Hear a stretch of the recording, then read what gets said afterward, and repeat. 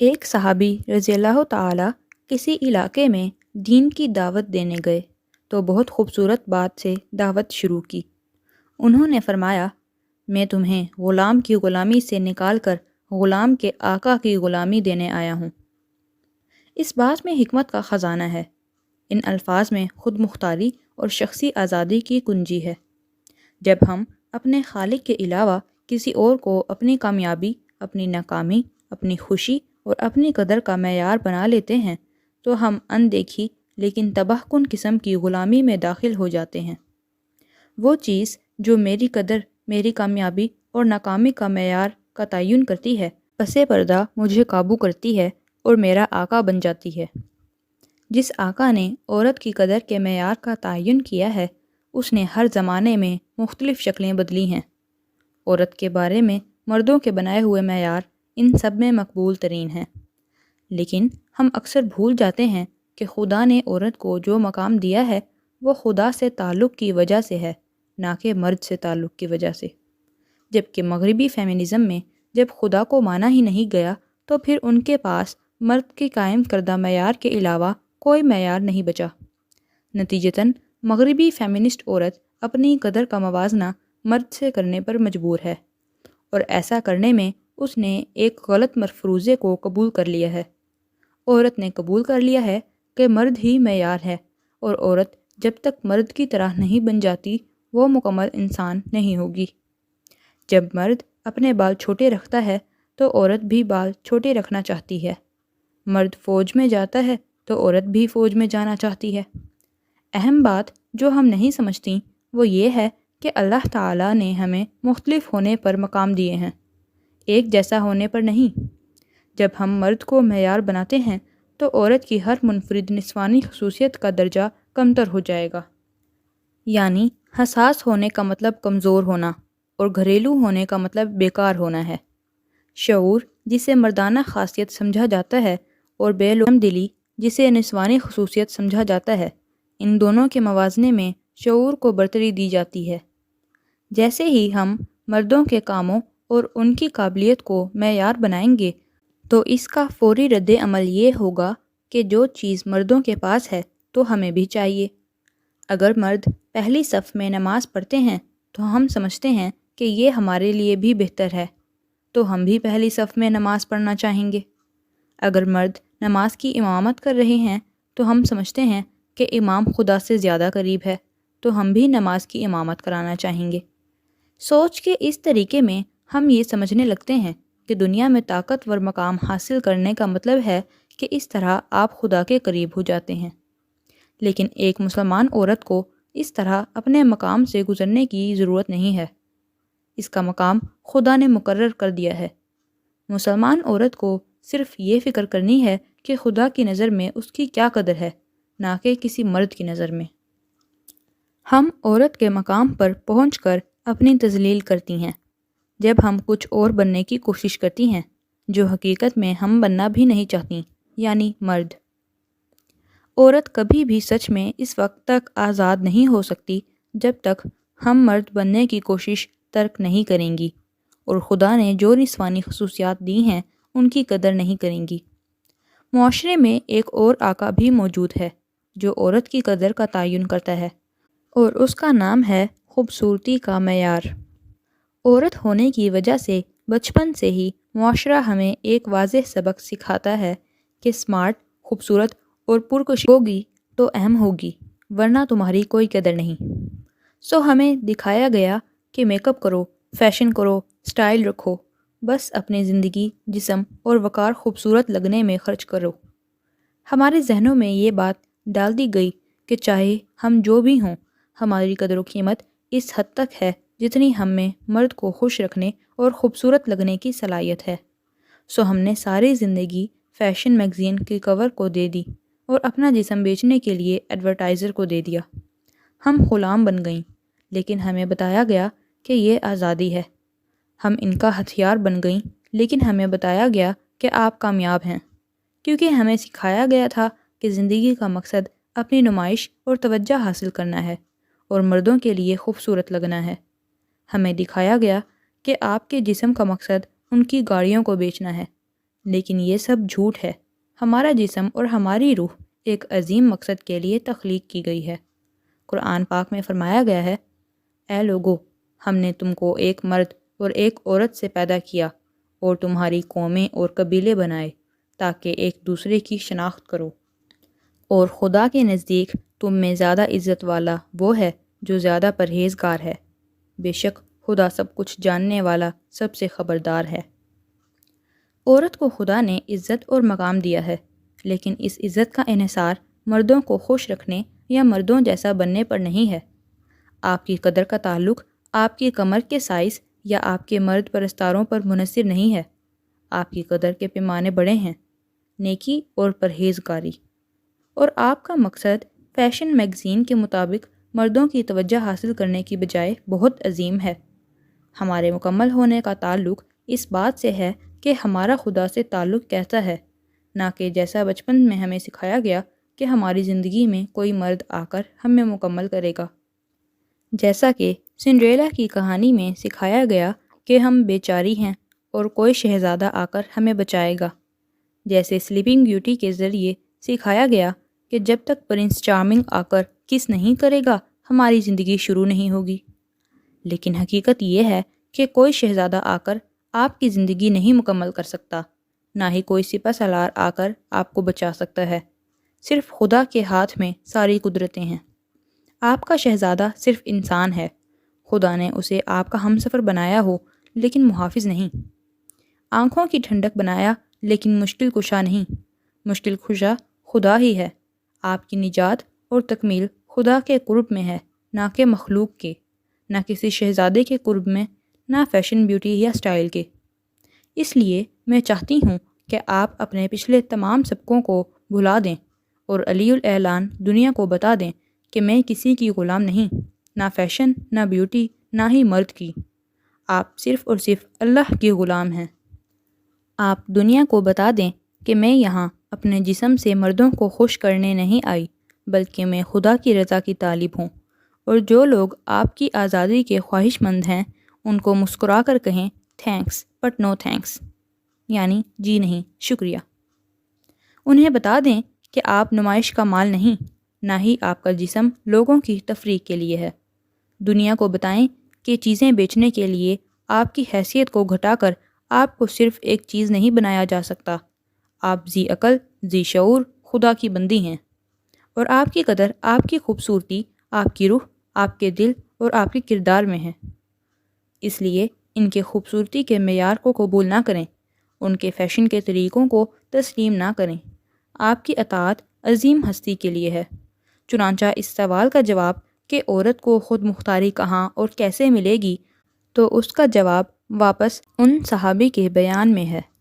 اصل آزادی اور خود مختاری یہ ہے کہ ہم اپنے آپ کو تمام آقاؤں، تمام تعارف اور تمام معیاروں سے آزاد کریں۔ ایک مسلمان عورت ہونے کے ناطے ہمیں اس اندیکھی غلامی سے آزادی مل جاتی ہے۔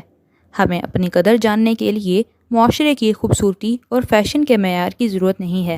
ہمیں عزت دار ہونے کے لیے مرد بننے کی ضرورت نہیں ہے، اور نہ ہی کسی شہزادے کے انتظار کرنے کی ضرورت ہے کہ وہ آئے اور ہمیں بچائے یا ہماری زندگی مکمل کرے۔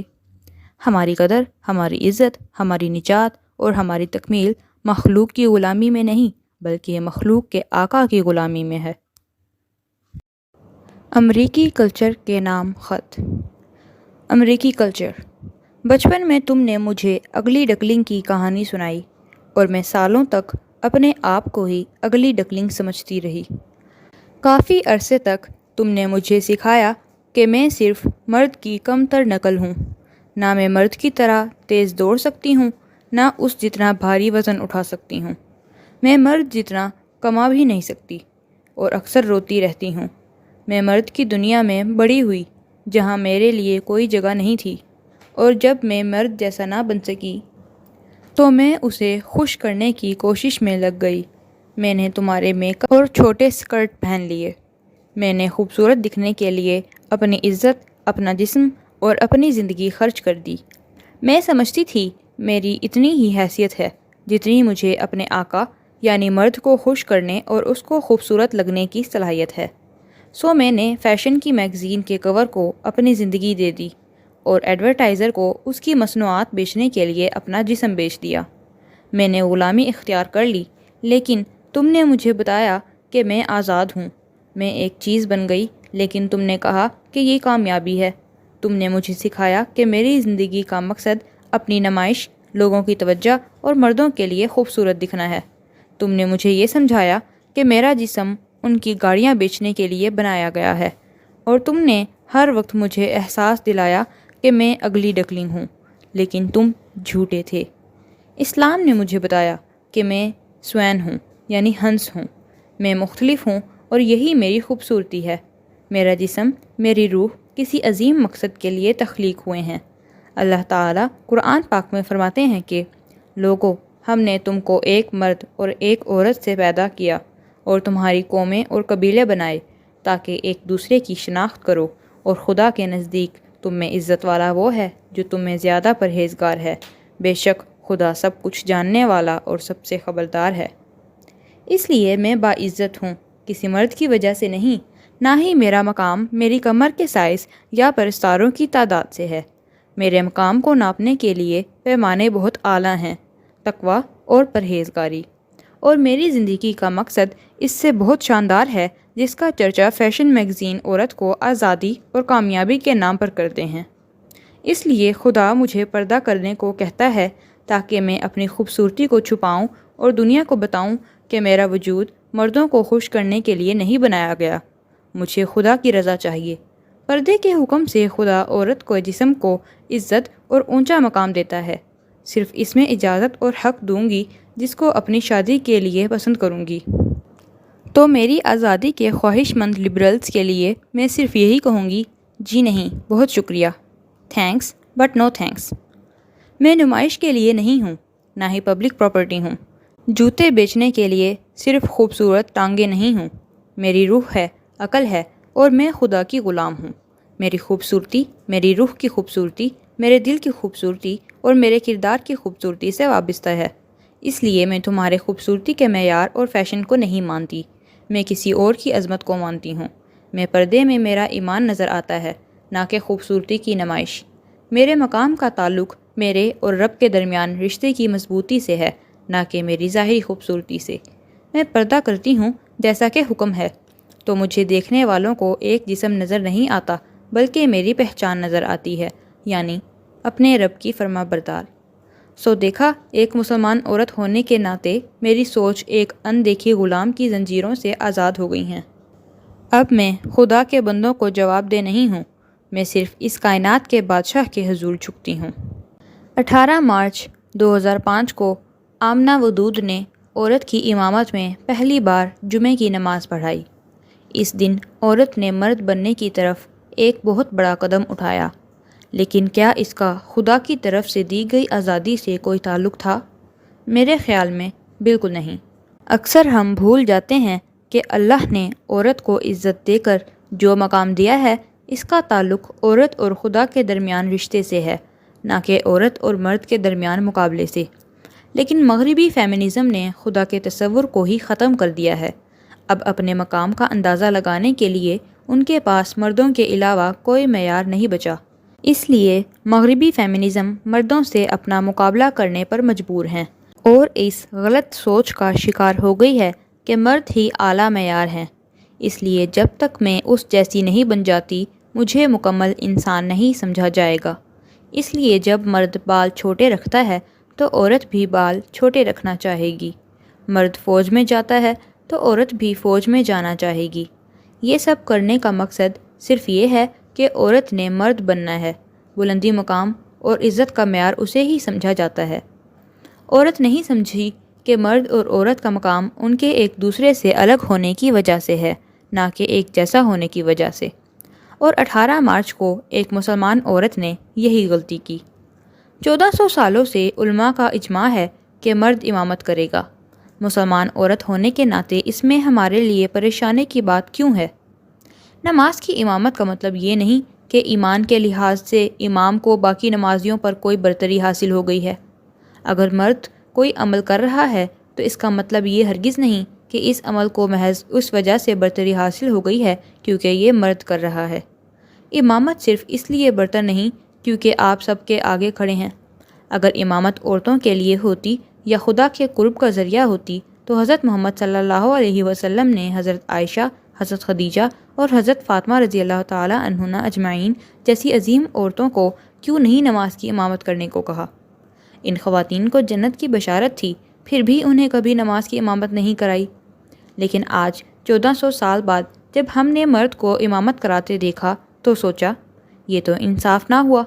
ہمارا خیال ہی ہے، ورنہ خدا کی نظر میں تو امام کی نماز کو باقیوں کی نماز پر کوئی برتری نہیں ہے، جبکہ دوسری طرف صرف عورت ہی ماں بن سکتی ہے، اور خدا نے عورت کو یہ خاص مقام دیا ہے۔ اور حضرت محمد صلی اللہ علیہ وسلم نے فرمایا کہ جنت ماں کے قدموں تلے ہے، اور مرد جو کچھ کر لے ماں نہیں بن سکتا، پھر یہ نا انصافی کیوں نہیں؟ جب پوچھا گیا کہ ہماری رحم دلی کا سب سے بڑا حقدار کون ہے تو اس سوال کے جواب میں 3 دفعہ کہا گیا تمہاری ماں، اور چوتھی بار صرف ایک بار کہا گیا تمہارا باپ۔ کیا یہ تفریق نہیں؟ مرد جو بھی کر لے ماں کے مقام تک نہیں پہنچ سکتا۔ اب جب کہ خدا نے ہمیں نسوانیت کی وجہ سے منفرد مقام دیا ہے، ہم اپنی قدر کروانے کے لیے مرد سے مقابلے میں اور اس جیسا بننے میں مصروف ہیں۔ ہم نے بھی مردوں کو ذہنی طور پر اپنے سے بہتر قبول کر لیا ہے، اور اسی لیے ہم ہر نسوانی خصوصیت کو کمتر سمجھتی ہیں، حساسیت، رحم دل ہونے کو کمزوری سمجھتے ہیں اور غلط کرتے ہیں، گھریلو ہونے کو بیکار ہونا سمجھتے ہیں۔ مردانگی اور نسوانیت کی جنگ میں ہمیشہ مردانگی کو بہتر سمجھا جاتا ہے۔ جب ہم مرد سے متعلق ہر عمل کو برتر سمجھ لیتے ہیں تو اس کا فوری رد عمل یہ ہوتا ہے کہ اگر مرد کر رہا ہے تو ہمیں بھی کرنا ہے، اگر مرد امامت کر رہا ہے تو ہم نے بھی کرنی ہے، اگر مرد پہلی صف میں کھڑا ہے تو ہم کیوں نہیں؟ ہمارے خیال میں دنیا میں مرتبے والے کام کرنے کا مطلب ہے کہ آپ خدا کی نظر میں بھی برتر ہو گئے ہیں۔ مسلمان عورت کو اس طرح اپنے مقام سے گرنے کی ضرورت نہیں ہے، اس کا مقام خدا نے مقرر کر دیا ہے، مرد نے نہیں۔ مردوں جیسا بننے کے جہاد میں عورت نے کبھی رک کر سوچا ہی نہیں کہ ممکن ہے جو میرے پاس ہے وہ میرے لیے زیادہ بہتر ہو۔ کبھی کبھی مردوں جیسا بننے کے چکر میں ہم کافی بہتر مقام سے ہاتھ دھو بیٹھتے ہیں۔ 50 سال پہلے معاشرے نے ہمیں بتایا کہ مرد ہم سے برتر ہیں، کیونکہ وہ گھر سے فیکٹری جاتے ہیں کام کرنے کے لیے۔ ہم مائیں تھیں، لیکن ہمیں بتایا گیا کہ بچے کو پالنے اور تربیت کرنے کے بجائے مشینوں پر کام کرنا عورت کی آزادی ہے، اور ہم نے قبول کر لیا کہ معاشرے کی بنیاد رکھنے کی بجائے مشینوں پر کام کرنا زیادہ افضل ہے، صرف اس لیے کہ یہ مرد کر رہا ہے۔ اور پھر اس کے بعد ہم سے توقع کی گئی کہ ہم سپر وومن بن کر دکھائیں، جو اچھی ماں ہو، اچھی بیوی ہو، اچھا گھر سنبھالے اور زبردست کیریئر ہو۔ عورتوں کے کیریئر رکھنے میں کوئی مسئلہ نہیں، لیکن مردوں کی طرح بننے کی اندھا دھند کوشش میں ہم نے بہت کچھ قربان کر دیا۔ ہم نے اپنے بچوں میں عجیب تبدیلیاں دیکھیں، جس سے ہمیں اپنا مقام کھونے کا احساس ہوا، اور اب مغرب میں عورت اپنی مرضی سے گھر رہ کر بچے پالنے کو ترجیح دے رہی ہے۔ امریکہ کے ادارے United States department of agriculture کے مطابق صرف 31% مائیں اور 18% 2 یا 3 بچوں والی خواتین کام کرتی ہیں، اور 2000 پیرنٹنگ میگزین کے مطابق ان میں سے بھی 93% گھر میں اپنے بچوں کے پاس رہنا چاہتی ہیں، لیکن مالی ذمہ داری کی وجہ سے کام کرنے پر مجبور ہیں۔ یہ مالی ذمہ داری بھی ان عورتوں پر ماڈرن مغرب کے مرد عورت کی برابری کے اصول کی وجہ سے ہے، ورنہ اسلام نے تو عورت کو مرد سے مختلف ہونے کی وجہ سے اس ذمہ داری سے ان کو آزاد کر رکھا ہے۔ 100 سالوں کے تجربوں کے بعد مغرب کی عورت کو جس کا احساس ہوا، اسلام نے 1400 سال پہلے ہی عورت کو وہ آسانیاں دے دی تھیں۔ عورت کے مقام پر پہنچ کر میں اپنی توہین کروں گی جب میں مرد بننے کی کوشش کروں گی، جو کہ میں بننا بھی نہیں چاہتی۔ ہم اس وقت تک آزاد نہیں ہوں گی جب تک مردوں کا مقابلہ کرنے کی بجائے ہم عورت کے مقام کو اپنائیں۔ اگر مجھے جبری انصاف اور رحم دلی میں سے انتخاب کرنا ہو تو میں رحم دلی کو منتخب کروں گی، اور اگر دنیا کی قیادت اور پاؤں تلے جنت میں سے انتخاب کرنا ہو تو جنت میرا انتخاب ہوگا۔ مرد اور مردانگی۔ پچھلے ہفتے میری بہن کی کال آئی۔ گرمیوں کے شروع میں وہ باہر پڑھنے چلی گئی تھی، اس لیے میں اس سے بات کرنے کے لیے بے تاب تھی۔ اس کا حال احوال پوچھنے کے بعد میں نے اس سے نئی جگہ کے بارے میں پوچھا۔ میں نے سوچا وہ مسلمان ملک میں گئی ہے تو سب ٹھیک ہی ہوگا، اس لیے جو اس نے بتایا وہ میرے لیے انتہائی حیرت انگیز تھا۔ میری بہن نے بتایا کہ یہاں لڑکیوں کو ہراساں کرنے کا معمول ہے، لڑکیوں پر جملے کسنا کوئی عجیب بات نہیں۔ پھر اس نے اپنی جاننے والی ایک مسلمان لڑکی کے بارے میں بتایا کہ وہ لڑکی ٹیکسی میں جا رہی تھی۔ اپنی جگہ پہنچ کر اس نے ٹیکسی ڈرائیور کو کرایہ دیا۔ اکثر ان ممالک میں ٹیکسی کا میٹر سسٹم نہیں ہوتا، اس لیے ڈرائیور اپنی مرضی کا کرایہ لے لیتے ہیں۔ ڈرائیور کو غصہ آ گیا۔ بحث و تکرار اس حد تک بڑھ گئی کہ ڈرائیور نے لڑکی کو کندھوں سے پکڑ کر جھنجھوڑا۔ لڑکی نے غصے میں ڈرائیور کو بے عزت کیا اور ڈرائیور نے لڑکی کو منہ پر مکہ دے مارا۔ یہ سب سن کر میں ہکا بکا رہ گئی، لیکن جو کچھ میری بہن نے اس کے متعلق بتایا تھا وہ اور بھی تکلیف دہ اور حیران کن تھا۔ قریب ہی کچھ مرد کھڑے تھے جو اس واقعے کی طرف متوجہ ہوئے۔ وہ بھاگتے ہوئے آئے۔ ظاہر ہے لڑکی کی مدد کے لیے آئے ہوں گے، نہیں بلکہ وہ صرف تماشا دیکھنے آئے تھے۔ یہ سب کچھ سننے کے بعد میں نے سوچنا شروع کیا اور میرے ذہن میں مردانگی کی جتنی بھی تعریفیں تھیں وہ سب غلط ہوتی نظر آئیں۔ میں حیران تھی کہ مرد وہ بھی ایک نہیں بہت سے کس طرح کسی عورت پر زیادتی ہوتا دیکھ کر برداشت کر سکتے ہیں۔ میرے ذہن میں سوال آیا کہ آج کے معاشرے کا مرد کس چیز کو مردانگی سمجھتا ہے؟ کیا مردانگی کا معیار اتنا گر گیا ہے کہ یہ صرف بے لگام جنسی تسکین تک محدود ہو گیا ہے؟ کیا مردانگی کا تصور ہاتھ میں تلوار لیے جنگجو سے بدل کر گالیوں میں آوازیں کس کر یا عورت پر زیادتی کر کے اپنے آپ کو ماچو سمجھنا ہو گیا ہے؟ اور ان سب سے بڑھ کر یہ کہ آج کا مسلمان مرد کیسا؟ کیا یہ ویسا ہی جیسا ایک مسلمان مرد کو ہونا چاہیے؟ آج کل کی مردانگی کا تصور ہے کہ مرد سخت جان، جذبات سے عاری، سخت مزاج، نرمی اور رحم کا مظاہرہ نہ کرنے والا ہو۔ جارحانہ رویے کو مردانگی کے طور پر دکھایا جا رہا ہے اور رحم دلی اور خدا ترسی کو کمزوری کے طور پر پیش کیا جا رہا ہے۔ میں نے سوچا کہ میں حضرت محمد صلی اللہ علیہ وسلم کی زندگی کا جائزہ لے کر دیکھتی ہوں کہ مرد کی مثال کیسے ہونی چاہیے۔ آج کے مرد کی تعریف میں سب سے عام بات جو ہر جگہ پائی جاتی ہے وہ یہ ہے کہ مرد اپنے اچھے جذبات کا مظاہرہ نہیں کرتا۔ پوری دنیا میں مرد کے رونے کو بزدلی اور کمزوری کی علامت سمجھا جاتا ہے، جبکہ حضرت محمد صلی اللہ علیہ وسلم نے اسے بالکل مختلف انداز میں بیان کیا ہے۔ جب حضرت محمد صلی اللہ علیہ وسلم کی گود میں ان کا قریب المرگ نواسہ ڈالا گیا تو آپ کی آنکھوں سے آنسوؤں کا سیلاب امٹ آیا۔ صحابی حضرت سعد رضی اللہ نے فرمایا، یا رسول اللہ یہ کیا؟ آپ نے فرمایا کہ یہ رحم ہے جو اللہ نے اپنے بندوں کے دلوں میں ڈالا ہے، اور یقیناً اللہ اپنے رحم دل بندوں پر رحم کرتا ہے۔ آج نہ صرف مرد اپنی اداسی کو چھپاتا ہے بلکہ اسے اپنی رحم دلی، خدا ترسی، ہمدردی بھی چھپانا سکھایا جاتا ہے۔ حضرت محمد صلی اللہ علیہ وسلم کے دور میں بھی کچھ ایسی سوچ کے مالک لوگ تھے۔ ایک دفعہ ایک دیہاتی حضرت محمد صلی اللہ علیہ وسلم کی خدمت میں حاضر تھا۔ آپ نے اپنے نواسے کی پیشانی پر بوسہ لیا تو اس پر اس دیہاتی نے کہا کہ میرے 10 بچے ہیں لیکن میں نے کبھی ان کا بوسہ نہیں لیا۔ آپ صلی اللہ علیہ وسلم نے فرمایا، جو رحم نہیں کرتا اس پر رحم نہیں کیا جائے گا۔ در حقیقت شفقت اور محبت کے اظہار کے معاملے میں حضرت محمد صلی اللہ علیہ وسلم نے بہت واضح بتا دیا ہے۔ آپ نے فرمایا کہ اگر کوئی مومن اپنے مومن بھائی سے شفقت رکھتا ہے تو اسے اس کا اظہار کرنا چاہیے۔ حضرت محمد صلی اللہ علیہ وسلم اپنی بیویوں سے بھی بہت محبت کرتے تھے۔ حضرت عائشہ فرماتی ہیں کہ آپ صلی اللہ علیہ وسلم اس وقت تک کھانا نہ کھاتے جب تک میں ان کے پاس آ کر نہ بیٹھ جاتی۔ آپ پیالے سے اسی جگہ سے پیتے جہاں سے میں پیتی۔ آپ صلی اللہ علیہ وسلم ہڈی کو وہاں سے چوستے جہاں سے میں نے چوسی ہو۔ حضرت محمد صلی اللہ علیہ وسلم گھر کے کاموں میں بھی ہاتھ بٹاتے، جو کہ مردانگی کے جھوٹے تصور سے بالکل مختلف ہے۔ حضرت عائشہ رضی اللہ تعالیٰ عنہا فرمایا کہ آپ صلی اللہ علیہ وسلم اپنے کپڑوں میں خود ٹانکا لگا لیتے، بکرے کا دودھ دوتے، گھر کے کاموں میں ہاتھ بٹاتے تھے۔